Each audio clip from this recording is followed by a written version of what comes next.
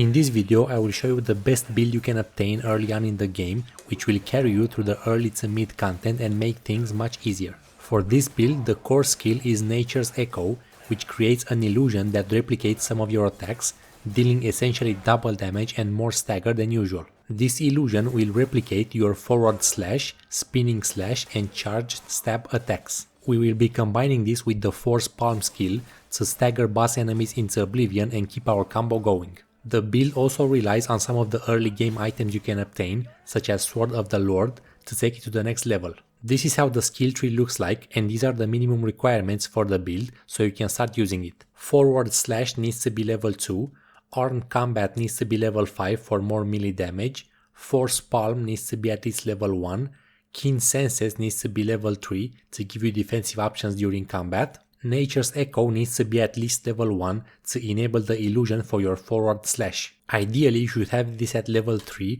to enhance your other skills, but it's not necessary. Make sure to put at least 3 skill points into stamina and 3 into spirit, so that you can spam Force Palm and your special skills more often. Until you obtain the Sword of the Lord, you should put 2 points into Turning Slash. The only limiting factors for this build are your spirit and your stamina, otherwise you would be destroying any boss or enemy very easily. Remember that you can respec your skill tree by consuming a Faded Abyss artifact and you get all skill points back. When it comes to gear, there's nothing that's really mandatory, but you should rush and complete the final chapter 2 quest, which requires you to defeat the Stone Splitter boss. Defeating this boss will give you the Sword of the Lord weapon, which is a massive power spike, as it will be your first item equipped with Abyss gear.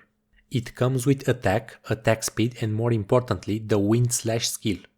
You can trigger this skill either at the end of your light attack combo or by using a light attack after 2 heavy attack hits. It deals a ton of damage and stun damage, and it also has a long range and 0 cost, so you can spam it whenever you want. For the armor pieces you can literally use whatever you have available, it doesn't matter.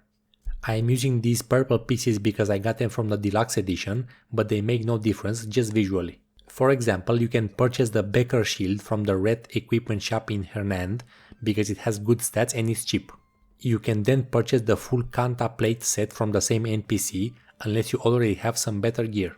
Just make sure to upgrade all of your gear pieces 2 or 3 times to boost their stats, especially your weapon for more damage. You will automatically replace your gloves with the Sunset Reed cloth gloves once you defeat the Reed Devil boss in chapter 3. You should also try to replace your boots with the Odex Protector plate boots, which gives you damage reduction and movement speed. You can find these at the entrance to the Sanctum of Temperance behind the floating cube in a chest.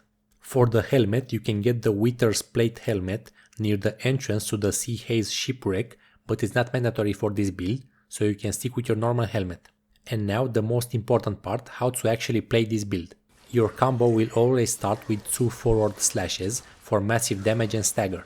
Then for your third hit, if you already have the Sword of the Lord, press the light attack button to use Wind Slash, then start the combo again, but this time only use 1 forward slash followed immediately by a Force Palm to break the boss defense. Continue this combo until you run out of stamina or until the boss forces you to stop. If you don't have Sword of the Lord yet, simply replace Wind Slash in your combo with Turning Slash, which deals a ton of stagger damage but also consumes spirit. Once you have all the gear pieces and all the skills required, your next objective is to go and obtain the Vessel of Dark Pursuit 2-handed weapon, which will take this build to the next level. You can obtain this in chapter 5 by clearing the Sanctum of Absolution as a drop from the boss in that area. With this new weapon and the Nature's Echo skill, this build is now even more insane, as this weapon attacks much faster, in a longer range and deals more damage, so you can destroy any enemy easily. You can get all of this within 10 to 15 hours of playtime if you just rush the main story until chapter 5. After that, you can use this build to easily clear any side content without any struggle. If you found this information helpful, please consider liking and subscribing. Thanks for watching and I'll see you in the next one.